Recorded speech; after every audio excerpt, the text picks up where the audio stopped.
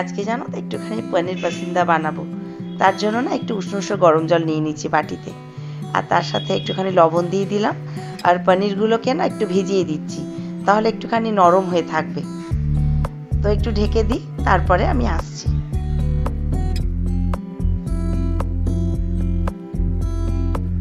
তো দেখো আমার তো মোটামুটি 10-15 মিনিট আমি ভিজিয়ে রেখেছিলাম।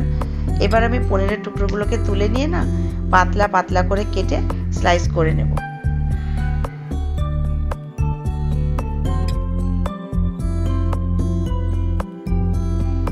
তোমরা নিশ্চয়ই বন্ধুরা বুঝতে পারছো আমার গলাটা কতটা বসে গেছে। আসলে দীঘা থেকে ফেরার পর থেকেই না বেশ ভুগছি জানো তো। আর দীঘা তো একটুখানি ছোটোখাটো আমার ব্যথাও পেয়ে গেছি পায়ে, তো সেই জন্য খুব একটা বাইরেও বেরোচ্ছি না।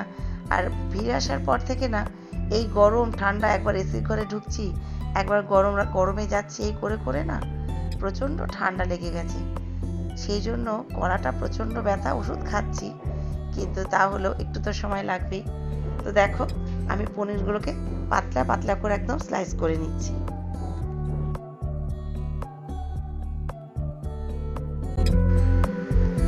এবার এই পনিরগুলোর ওপরে আমি একটুখানি লঙ্কার গুঁড়ো আর গোলমরিচ দিয়ে একটুখানি মেখে রেখে দিলাম। তার সাথে না একটু পুদিনা পাতা, ধনে পাতা, কাঁচা লঙ্কা দিয়ে আমি একটা পেস্ট বানিয়ে রেখেছিলাম। তো যতটুকু পরিমাণে আমার লাগবে ততটুকুই নিলাম। দেখো আমি তো পেস্টটা রেডি করে নিলাম। এইবার না একটা একটা করে স্লাইস নেব, আর পুদিনা পাতা, ধনে পাতার এই পেস্টটা আমি অল্প অল্প করে প্রত্যেকটা স্লাইসের ওপরে লাগিয়ে দেব।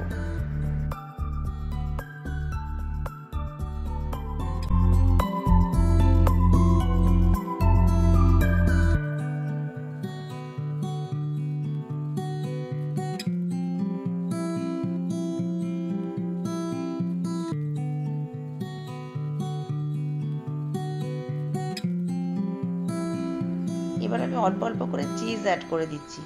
সবাই হয়তো পনির পাসিন্দা চিজ দেয় না, আমি দিচ্ছি স্বাদটা একটু বাড়ানোর জন্য, কারণ যখন আমি এটা ফ্রাই করব এটা পুরো পনিরের সাথে মিশে যাবে।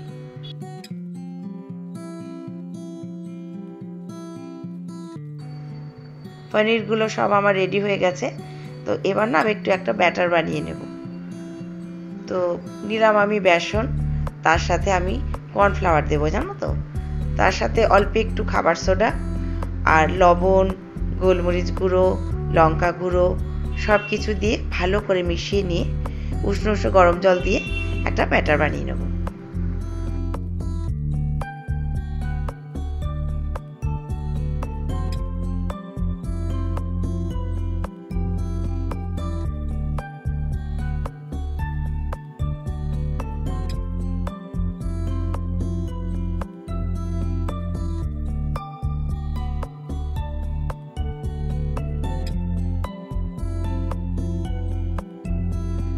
তো দেখো আমার এই যে বাটারটা বানিয়ে নিয়েছি, খুব পাতলাও না আবার খুব ঘনও না, নর্মালি আমরা যেরকম ফ্রাই করতে বানাই।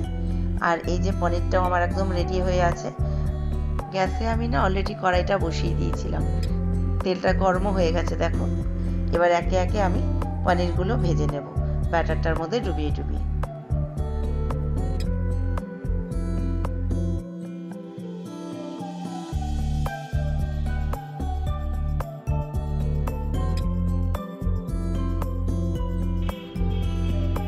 তো এবার গ্যাসের ফ্লেমটা একদম কমিয়ে রেখেছি, নইলে পুড়ে উঠবে ওপরটা। ধীরে ধীরে হবে, তাহলে খেতে আরও ভালো হবে। তো একটা একটা করে ভেজে নিয়ে আমি আর এপিট ওপিট করে হালকা লাল লাল করে ভেজে তুলে নেব।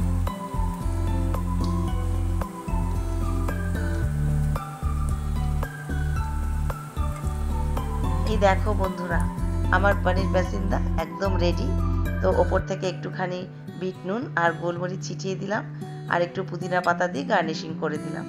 খেতে তো অসাধারণ হবেই আমি জানি। তো মেয়েরা খাবে, অমিত হয়তো খাবে না, কারণ পনির খেতে একদম ভালোবাসে না। তো ওদেরকে একটু দিই।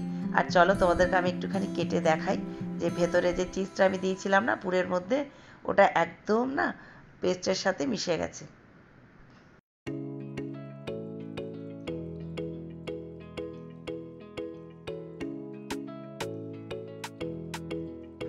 তো একটা প্লেট নিয়ে নিয়েছি, তার সাথে একটু কাসন্দ আর একটুখানি সস। আর এইবার তোমাদেরকে আমি কেটে দেখাবো যে মাঝখানটা কি সুন্দর চিজটা একদম গলে গেছে। আর জানো তো চিজ দিয়ে যে কোনো খাবার আমরা বানাই না কেন খেতে আরও টেস্ট বেড়ে যায়। এই দেখো, দেখেছো চিজটা একদম ভেতরে মিশে গেছে। তো চলো মেয়েরা এখন খাক। তো এবার বন্ধুরা আমার ভিডিওটা এখানেই শেষ করব।